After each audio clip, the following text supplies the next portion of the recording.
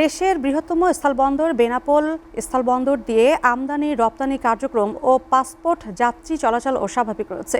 প্রতিদিনের মতোই বন্দরে পণ্য খালাস, লোড আনলোড এবং ট্রাক প্রবেশ প্রস্থান কার্যক্রম বিঘ্নে পরিচালিত হচ্ছে। বন্দর সূত্রে জানা গেছে, গতকাল বেনাপোল বন্দর দিয়ে ভারত থেকে 253টি ট্রাকে বিভিন্ন ধরনের পণ্য আমদানি হয়েছে। একই সময়ে বাংলাদেশ থেকে ভারতে 62টি ট্রাকে বিভিন্ন পণ্য রপ্তানি করা হচ্ছে।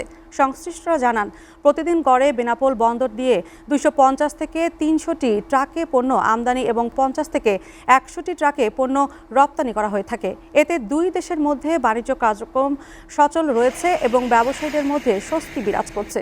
অন্যদিকে বেনাপোল আন্তর্জাতিক প্যাসেঞ্জার টার্মিনাল দিয়ে প্রতিদিন প্রায় 1,500 থেকে 2,000 পাসপোর্ট যাত্রী ভারতে যাতায়াত করছেন। যাত্রীদের ইমিগ্রেশন কার্যক্রমও স্বাভাবিকভাবে পরিচালিত হচ্ছে। বেনাপোল বন্দরের পরিচালক শামীম হোসেন জানান, বেনাপোল বন্দর দিয়ে আমদানি রপ্তানি কার্যক্রম সম্পূর্ণ স্বাভাবিক রয়েছে।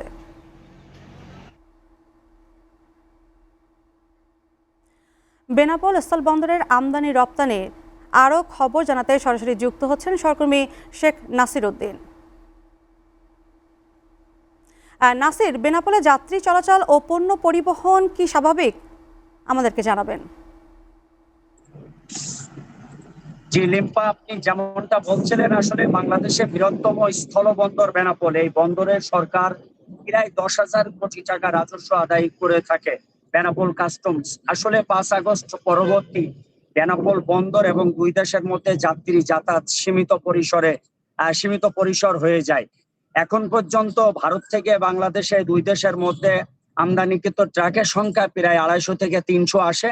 রপ্তানি 50 থেকে 100টি ট্রাক রপ্তানি হয় এবং বন্দর থেকে প্রায় 1000 থেকে 800 ট্রাক রপ্তানি আমদানিকৃত পণ্য নিয়ে ট্রাকগুলো বাংলাদেশের বিভিন্ন গন্তব্যস্থানে প্রত্যেক দিনই রওনা দেয়। বন্দরের কার্যক্রম স্বাভাবিক আছে এবং দুই দেশের মধ্যে যাত্রী যাতায়াতও স্বাভাবিক আছে। বিশেষ করে মেডিকেল ভিসা যারা অসুস্থ রোগী, তারাই আসলে বেশিরভাগই ভারতে যাওয়া আসা করে দুই দেশের মধ্যে।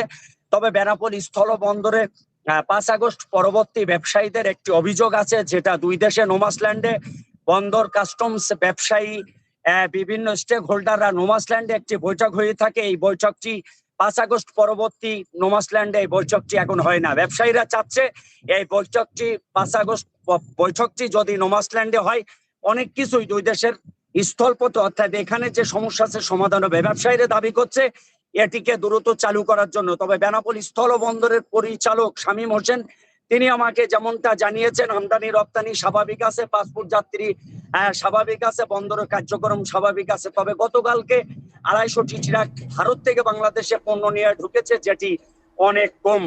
আমরা 5 আগস্ট পরবর্তী আগে দেখেছি প্রায় 400 থেকে 500 ট্রাক ভারত থেকে বাংলাদেশে ঢুকেছে। এর মধ্যে বিভিন্ন কাঁচামাল, বিভিন্ন পণ্য, বিভিন্ন রকম কেমিক্যাল, বিভিন্ন ইন্ডাস্ট্রিয়াল, বিভিন্ন জিনিসপত্র এই বন্দরে এসে থাকে।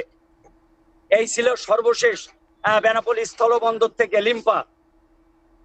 নাসির, আপনাকে ধন্যবাদ।